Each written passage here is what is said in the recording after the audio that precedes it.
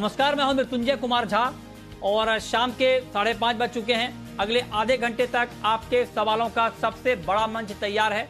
अगर आपने कमोडिटी में ट्रेड किया है या फिर नया ट्रेड करना चाहते हैं, जानना चाहते हैं कि आपके लिए कहां पर कमाई के मौके बनेंगे, तो सवाल पूछिए। नंबर आप नोट कर लें 02223001634। इसके अलावा आप 02223001635 पर भी अपना सवाल पूछ सकते हैं।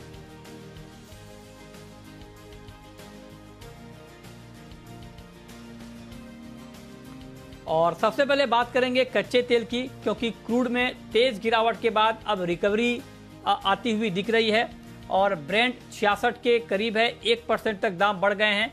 WTI क्रूड में करीब 1.5% की मजबूती और MCX पर कच्चा तेल करीब 1% ऊपर है। 3 दिनों में करीब 8% तक दाम गिरे थे। गिरे इसलिए थे क्योंकि ईरान से कच्चे तेल की सप्लाई बढ़ने की बात की जा रही है। अमेरिका और ईरान के बीच तनाव कम होने की बात हो रही है। ईरान पर पाबंदी हटने की बात हो रही है। इन तमाम खबरों के बीच क्रूड का मार्केट नीचे आया था। तो मेरा सबसे पहला सवाल प्रथमेश माल्या जी आपसे होगा, क्या कच्चे तेल की ये रिकवरी इन तमाम खबरों के बीच टिकेगी? आई थिंक वोलेटिलिटी है इस पर्टिकुलर काउंटर में, बट बहुत सारी इफ्स एंड बट्स है। बट अगर मैं इस पर्टिकुलर काउंटर में कुछ ट्रेड करना चाहूँगा तो मैं सेल साइड में रहना चाहूँगा। जिस हिसाब से मोमेंटम चल रहा है, मेरे ख्याल से 4617 के आसपास से कमोडिटी ट्रेड कर रही है। करंट भाव पे मैं सेल करने की सलाह दूंगा। इसका स्टॉप लॉस रहेगा 4680 का। नीचे में करीब टारगेट 4500 के रहेंगे। मेरे ख्याल से इस काउंटर में सेल करना पॉसिबिलिटी ज़्यादा अच्छा आपको फायदेमंद सौदा रह सकता है। अच्छा, ठीक है। हमारे साथ सुनील कटके भी हैं एक्सिस सिक्योरिटीज के। सुनील कटके जी, आप बताएं, आपके हिसाब से अभी कच्चे तेल में किस तरह का ट्रेड लेना चाहिए? नमस्कार मृत्युंजय जी। जो करंट फंडामेंटल्स हैं, जैसे आपने बताया, एक तो यूएस इन्वेंट्रीज बड़ी हैं और उसके अलावा जो यूएस और ईरान में न्यूक्लियर टॉक्स अच्छी तरीके से हो रही हैं, उससे तनाव भी कम हुआ है। और अगर हम वैसे ब्रॉडर मार्केट्स देखें तो कमोडिटीज और इक्विटी मार्केट्स में हमने सेल ऑफ देखा है।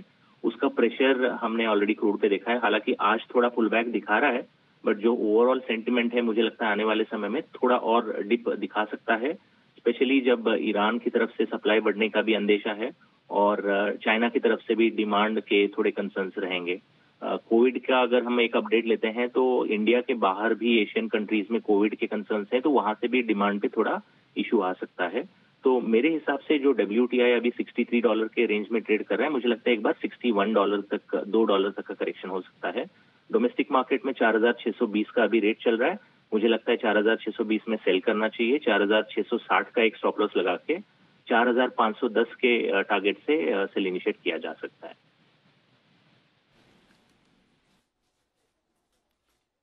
ओके, तो ये राय हो गई आपकी कच्चे तेल के ऊपर कि क्रूड में इस वक्त आपको करना क्या है। अजय केडिया जी, आप बताएं सर, आपके हिसाब से इंट्राडे के लिए आपको क्या करना है? गुड इवनिंग मिथुन जी। देखिए, अगर क्रूड की बात करें तो नो डाउट ट्रेंड जो है वो नेगेटिव ही है। जिस ढंग से हमने फंडामेंटल न्यूज़ प्रोडक्शन बढ़ने की बात की या ईरान का जो कंसर्न्स है वो कूल डाउन है। आज थोड़ा टेक्निकल बाउंस जरूर है, बट मुझे लगता है इंट्राडे में भी बेच के चलिए। थोड़ा और बाउंस मिल सकता है 4640 के करीब, क्योंकि वॉलेटाइल है मार्केट। यहाँ पे आप बेच के चलिए। 4720 का स्टॉप लॉस रहेगा। ओवरऑल मुझे लगता है 4500 4520 तक के भी लेवल हम फिर से क्रूड में देख पाएंगे। Overall sell on rally crude में व्यू रखना चाहिए। अच्छा, तो आप कह रहे हैं कि तेजी पर बिकवाली कच्चे तेल में करना चाहिए, इस पर आप नजर रखें। ये तो बात हो गई क्रूड की कि क्रूड में आपको अभी करना क्या है। बहुत शुक्रिया सुनील कटके जी आपका हमारे साथ जुड़ने के लिए, कच्चे तेल पर अपनी राय रखने के लिए। अब हम बात करते हैं गोल्ड की और सिल्वर की। सोने चांदी पर प्रथमेश माल्या जी आपका क्या व्यू है, क्या ट्रेड लेना चाहिए? नितिन जी, मेरे ख्याल से सोने में इस पर्टिकुलर भाव पे अगर आप मुझे पूछ रहे हो तो बाई करने की सलाह रहेगी दोनों काउंटर में। अगर गोल्ड में बाई करना है तो 48,440 के आसपास एक कमोडिटी ट्रेड हो रही है। करंट भाव पर ही बाई किया जा सकता है। स्टॉप लॉस रहेगा 48,260 का। ऊपर में टारगेट रहेंगे 48,750 का। वैसे ही सिल्वर में भी बाई करने की सलाह रहेगी। 71,700 एंट्री पॉइंट रहेगा। 70,900 स्टॉप रहेगा। ऊपर में टारगेट 70,900 रहेंगे। मेरे ख्याल से दोनों में ही काउंटर में अच्छा करेक्शन हुआ है। मेरे ख्याल से बाइंग मोमेंटम दे सकता है यहाँ से, और पॉसिबिलिटी बाय में ही रहना चाहिए दोनों कमोडिटी। तो ये राय हो गई आपकी गोल्ड और सिल्वर पे। आज के लिए अजय जी अगर एक को चुनना हो सोने और चांदी में तो किसे चुना जाए? सोना बेहतर आज के लिए या चांदी? मुझे देखिए सोना चांदी दोनों ही मुझे बेहतर लगते हैं, बट आज की अगर पर्टिकुलर बात करें तो मुझे लगता है कि मार्केट एक साइडवे टू नेगेटिव रहेगा। बिकॉज इंटरनेशनल में आप देखिए कि जो 1890 का स्पाइक कर चुका है, जब तक कोई स्ट्रांग न्यूज या स्ट्रांग डेटा पॉइंट नहीं आएगा तब तक मुझे नहीं लगता कि मार्केट 1900 का लेवल जल्द तोड़ पाएगा। और आज फ्राइडे भी एक प्रॉफिट बुकिंग का डे जनरली हम देखते हैं, डोमेस्टिक मार्केट में भी हमने देखा कि 48,850 के ऊपर प्राइजेस जा नहीं पा रहा है। तो मेरी सलाह रहेगी आज लॉन्ग से थोड़ा बचिए। ठीक है, मीडियम टर्म लॉन्ग टर्म अभी भी सोने चांदी के लिए तेज है, जहां पे मैं चांदी ज्यादा तेज समझता हूँ, बट इंट्राडे के लिहाज से मुझे लगता है 48,600 के करीब अगर गोल्ड मिलता है तो वहां पे बेचिए। 48,850 का स्टॉप लॉस लगाइए। 48,250 तक का लेवल हम गोल्ड में देख पाएंगे। ओके, ठीक है। तो ये राय है आपकी गोल्ड पर कि गोल्ड में अभी क्या करना चाहिए। प्रथमेश जी, आप बताएं कि बेस मेटल में इंट्राडे में आज शाम के लिए कोई ट्रेड है, करना चाहिए या थोड़ा इंतजार करना चाहिए, थोड़ा वेट करना चाहिए? मेरे ख्याल से कॉपर में अच्छा खासा करेक्शन आया है, तो एक 748 के आसपास एक कमोडिटी ट्रेड कर रही है। शाम के सेशन में अभी अराउंड 749 के आसपास मिलता है, कमोडिटी को सेल करना चाहिए। 752 का स्टॉप लगाना चाहिए, नीचे में टारगेट 744। मेरे ख्याल से कॉपर में अभी भी जो है नीचे का रुख देखने को मिल सकता है। ठीक है, तो ये राय है आपकी मेटल में आपकी टॉपिक अजय जी। देखिए सेल ऑफ हमने काफी बड़ा देख चुके हैं, जिस ढंग से चाइना ने कुछ कंसर्न्स दिखाए थे हायर प्राइजेस की वजह से। आई थिंक वो डिस्काउंट होता हुआ दिखाई दे रहा है। इंटरनेशनल में भी मार्केट में फ्लैटिश होने जा रहा है, और ग्लोबल मार्केट में भी हमने जो प्रोडक्शन ड्रॉप है वो सपोर्ट करेगा। पूरे मेटल पैक की बात करें तो मुझे लगता है जिंक सबसे पहले रिबाउंड करेगा। कल भी हमने देखा 230 के नीचे प्राइजेस सस्टेन नहीं किया, तो आई थिंक जिंक पे ध्यान रखिए। 232-50 पे लेके चलिए। इमीडिएट टारगेट तो 236 तक का लग रहा है, बट आई थिंक पूरे बेस मेटल में सबसे ज्यादा गेन्स और सबसे पहले जो रिकवरी आएगी वो जिंक में आएगी। अच्छा, तो आप करें कि जो पहले रिकवरी आएगी वो जिंक में आएगी, इस पर आप नज़र रखिए और इसमें आप आगे ट्रेड की स्ट्रेटेजी प्लानिंग कर सकते हैं। चलिए, ये तो बात हो गई मेटल की, लेकिन एक और महत्वपूर्ण खबर है, और खबर है शुगर को लेकर। शुगर को लेकर खबर ये है कि शुगर के एक्सपोर्ट पर सब्सिडी अब 6,000 रुपये प्रति क्विंटल की जगह 4,000 रुपये प्रति क्विंटल मिलेगी। मतलब ये कि एक्सपोर्ट पर सब्सिडी में 2,000 रुपये प्रति क्विंटल की कटौती की गई है। ऐसा इसलिए किया गया है क्योंकि ग्लोबल मार्केट में चीनी के दाम बढ़ गए हैं, तो उससे जो शुगर का एक्सपोर्ट हो रहा है उसमें फ़ायदा हो रहा है। दूसरी तरफ एक्सपोर्ट भी बढ़ रहा है, तो इसीलिए इसको कंपनसेट करने के लिए थोड़ा रेवेन्यू सरकार का बच जाए, उसके लिए ये फैसला लिया गया है। और हालांकि ये जो फैसला है ये अब नए कॉन्ट्रैक्ट पर इम्प्लीमेंट होगा, जो नए सौदे होंगे एक्सपोर्ट के उस पर इम्प्लीमेंट होगा। हमारे साथ बातचीत करने के लिए अतुल चतुर्वेदी जी हैं, इस वक्त जुड़े हैं। लेकिन अतुल चतुर्वेदी जी आज हमारे साथ रेणुका शुगर के एग्जीक्यूटिव चेयरमैन के तौर पर जुड़े हैं। सर, बहुत बहुत स्वागत है आपका अतुल जी। सर, ये डबल रोल प्ले करने में कैसा लग रहा है आपको? आप कभी ऑयल के एक्सपर्ट के तौर पर जुड़ते हैं, सी के प्रेसिडेंट, और अभी आप रेणुका शुगर के एग्जीक्यूटिव चेयरमैन के तौर पर जुड़ रहे हैं। नहीं, ये देखिए फंडामेंटली कमोडिटी सब से ही बिहेव करती हैं, तो कोई ज्यादा फर्क नहीं होता है डबल ऑयल और शुगर। ठीक बात, दोनों तेजी मंदी से जूझती रहती हैं। ठीक बात है। अब सर सवाल हाँ जी जी बिल्कुल ठीक बात है। दोनों कमोडिटी है और दोनों हॉट कमोडिटी है। तो सर अब सवाल मेरा ये है कि ये जो 2,000 रुपए की कटौती एक्सपोर्ट सब्सिडी में की गई है, इसका क्या इम्पैक्ट होगा सर आप लोगों के ऊपर? ऑनेस्टली स्पीकिंग मेरे हिसाब से इस पे कोई इम्पैक्ट नहीं होगा। वो इसलिए कि जो गवर्नमेंट ने 6 मिलियन टन का कोटा रखा था एक्सपोर्ट के लिए, और जिसमें कि ये 6,000 रुपए टन की सब्सिडी दी थी, प्रैक्टिकली वो ऑलरेडी कंप्लीट हो चुका है। वो उसके कॉन्ट्रैक्ट्स वगैरह सब हो चुके हैं, 57-58 के तो हो ही चुके हैं। तो अगर कुछ इसमें गवर्नमेंट को बचत होगी भी, वो मुश्किल से 2 या 3 लाख टन की होगी, इससे ज्यादा मेरे को नहीं दिखाई देती। तो इसका मार्केट्स के ऊपर या एक्सपोर्ट के ऊपर कोई इम्पैक्ट होता मेरे को दिखाई नहीं देता। पर एक चीज मैं और इसके साथ जरूर कहना चाहूंगा, इंटरनेशनल मार्केट्स अब थोड़े इतने बढ़ चुके हैं कि हिंदुस्तान से एक्सपोर्ट शुगर हो सकता है आने वाले दिनों में बगैर सब्सिडी के भी थोड़ी बहुत होती रहे। और ये अच्छी चीज है कि हिंदुस्तान को बाहर के देशों के कंज्यूमर को सब्सिडाइज करने का वो है कि अब शायद मौका ना देना पड़े। वरना होता क्या है कि अपने सब्सिडी के कारण बाहर के कंज्यूमर को हम लोग सब्सिडाइज कर देते हैं, तो इससे बाजार भी, इंटरनेशनल बाजार भी दबा रहता है। ठीक बाबा, ये अच्छा आने कहा। वाले आने वाले वक्त में हो सकता है ऑलरेडी एक्सपोर्ट चालू रहे बगैर सब्सिडी के। हाँ हाँ, ये आपने अच्छी बात बताई कि सही बात है, क्योंकि अंतर्राष्ट्रीय बाजार में दाम इतने बढ़ गए हैं चीनी के, और यहाँ से भी एक्सपोर्ट का मार्केट अच्छा, एक्सपोर्ट की डिमांड बहुत अच्छी है। तो आप कह रहे हैं कि आने वाले वक्त में बिना एक्सपोर्ट के भी सब्सिडी होगी तो हो सकती है और उसमें कोई दिक्कत नहीं होगी। तो मतलब सर, ये फैसला लेने में देरी हो गई क्या? पहले कम कर देना चाहिए था सब्सिडी। मेरी मानिए तो यस, थोड़ी तो देर हुई है, थोड़ी तो देर हुई है, बट ठीक है। अच्छा, ये इस साल इंडस्ट्री के लिए अच्छा साल है, और मैं समझता हूँ आगे भी अच्छा ही रहेगा, क्योंकि अब जो शुगर इंडस्ट्री है ना, वो अब एनर्जी इंडस्ट्री में कन्वर्ट हो गई है। एथेनॉल का जो प्रोडक्शन लेवल्स है ना, वो काफी बढ़ते जा रहे हैं।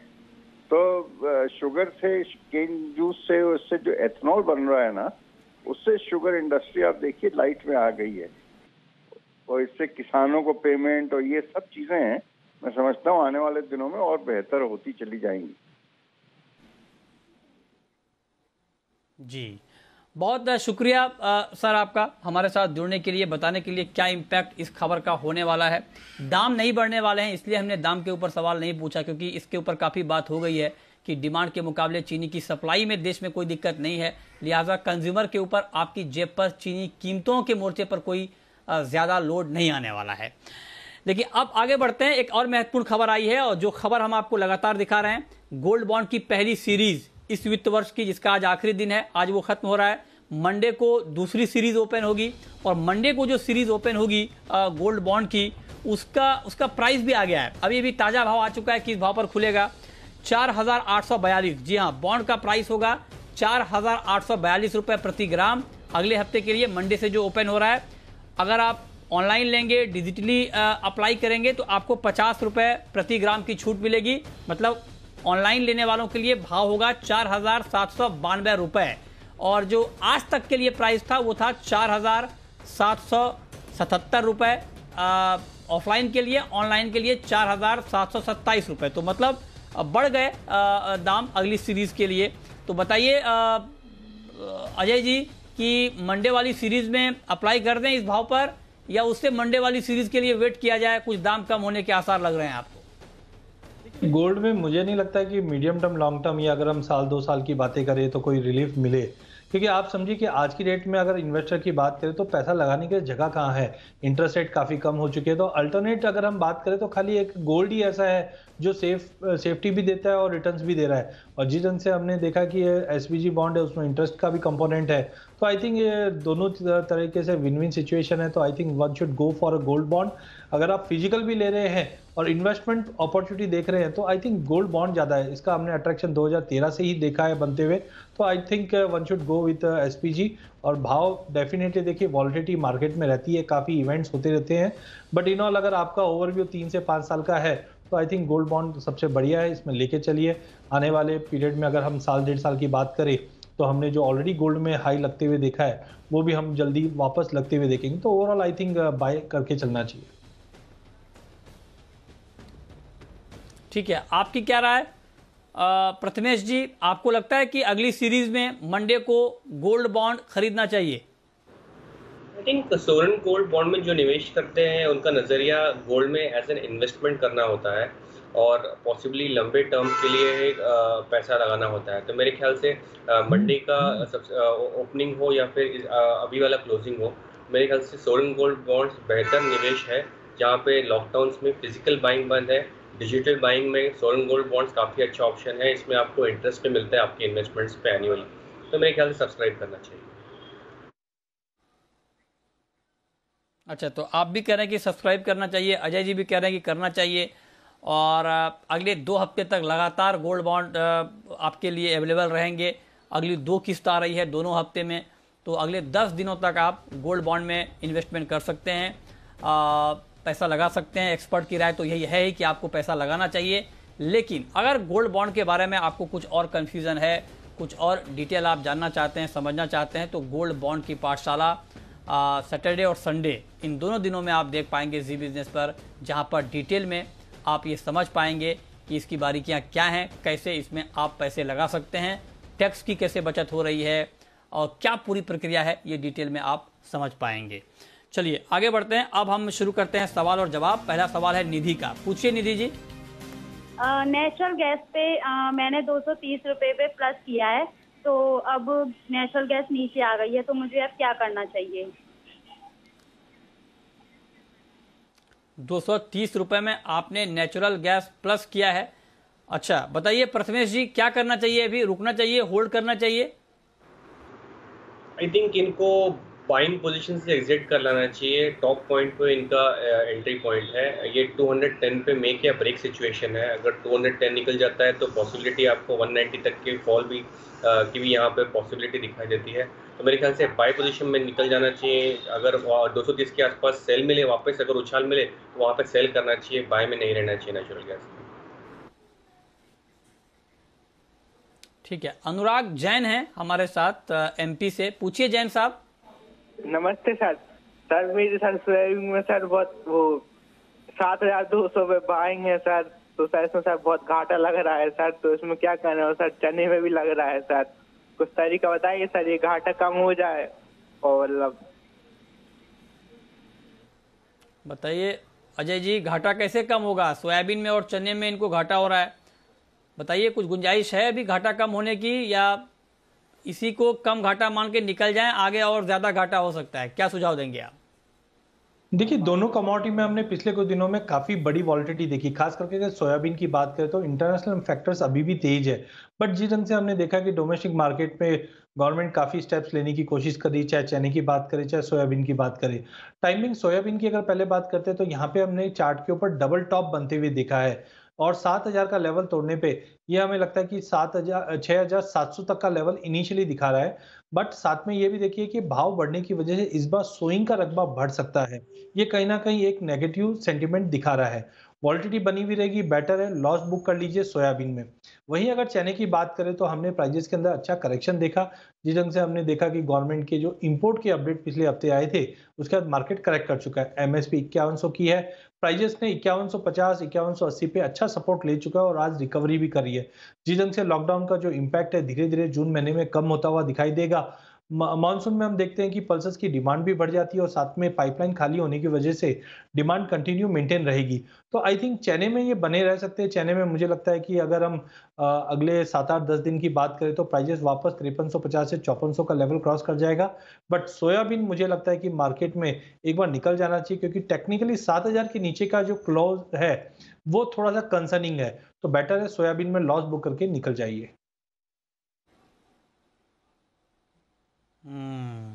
ठीक है, कैलाश चंद्र मोदी हैं। अगला सवाल कैलाश चंद्र मोदी का है सदलपुर से। पूछिए कैलाश जी।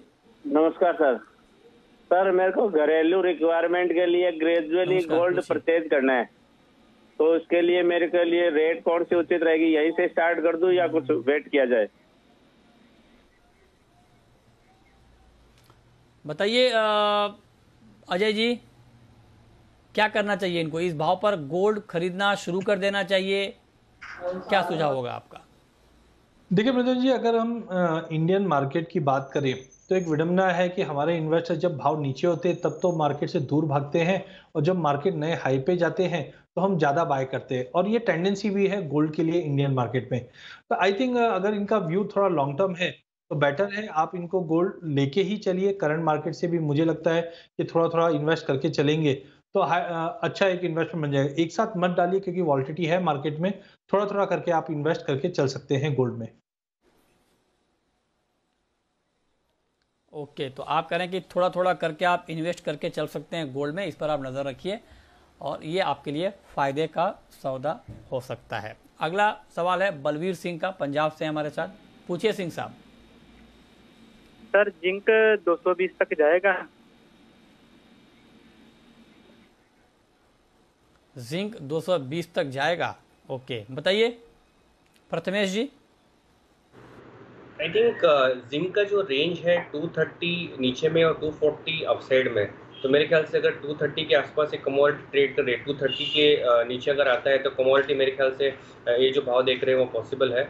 बट जिंक मेरे ख्याल से काफ़ी साइडवेज में रह सकता है, तो 10 रुपये का रेंज है जिंक का, तो वॉच कीजिए 230 वाले भाव के लिए। अगर ये निकल जाता है तो पॉसिबिलिटी आपको जिंक में नीचे का मोमेंटम देखने को मिल सकता है। अदरवाइज 230 और 240 के बीच में ही ये काउंटर रह सकता है। ठीक है, अगला सवाल है गोपाल का, चुरू राजस्थान से। पूछिए गोपाल जी। जी सर नमस्कार। सर जी अजय केडी जी, सवाल है गुआर फील्ड पे। तो हाजिर में गुआर पड़ा है, तो ये अगले 6 महीने में हो सकता है क्या 7,000 सर? हाजिर में ग्वार क्या अगले 6 महीने में 7,000 रुपए तक जा सकता है? बताइए केडिया जी। देखिए उम्मीद तो सबको ज़्यादा की है, बट एज ऑफ नाउ मुझे नहीं लगता 7,000 काफ़ी दूर है। जैसे मैंने बताया था कि 15 मार्च के बाद मोमेंटम स्टार्ट होगा, हमने बिल्कुल मोमेंटम आते हुए देखा। एज ऑफ नाउ 4400 का लेवल काफ़ी इंपॉर्टेंट है।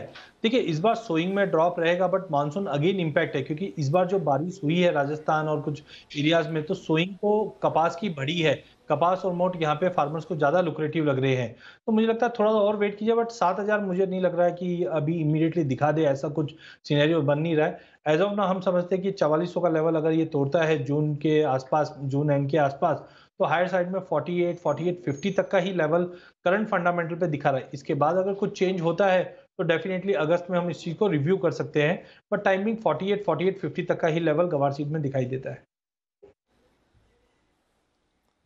ओके, अब वक्त है रैपिड फायर राउंड का।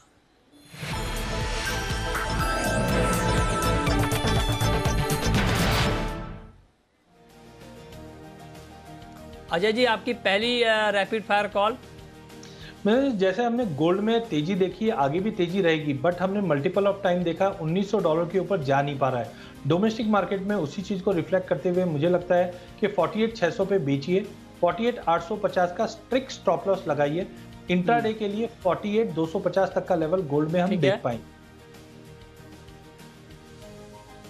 प्रथमेश जी आपकी कॉल। कॉपर को बेचना चाहिए 749 एंट्री पॉइंट, 752 स्टॉप, नीचे में टारगेट 744।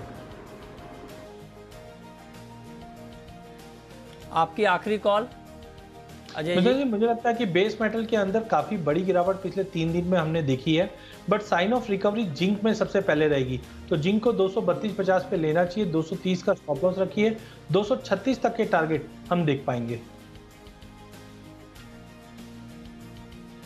चलिए, बहुत शुक्रिया अजय जी आपका, प्रथमेश जी आपका, हमारे साथ इस खास चर्चा में जुड़ने के लिए, बताने के लिए कहां पर कमाई के मौके बनेंगे।